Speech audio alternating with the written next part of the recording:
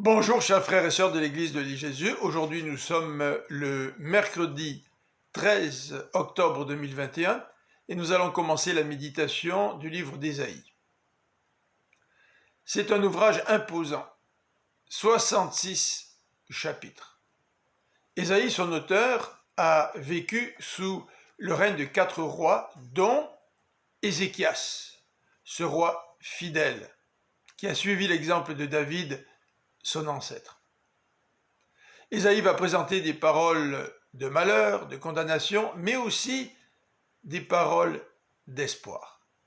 Méditons ensemble le chapitre 1er. Dans les versets 2 à 9, l'auteur nous décrit la dévastation de Juda. L'Éternel se présente comme le Père qui a pris soin de ses enfants. Mais ceux-ci l'ont abandonné. Ils ne veulent plus rien savoir. Ils ont commis le mal. Juda est rebelle et les ennemis l'ont dévasté. Jérusalem seule résiste encore. Dans les versets 10 à 20, Ésaïe va lancer un appel au changement. Tout d'abord, Dieu précise dans les versets 12 à 15 qu'il ne prend plus plaisir aux gestes religieux.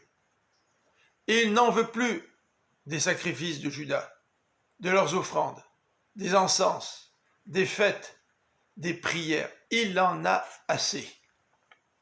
Au contraire, Dieu souhaiterait un changement. Et il lance un appel par l'intermédiaire du prophète. Purifiez-vous, arrêtez de faire le mal, accomplissez le bien, aidez l'opprimé, la veuve et l'orphelin.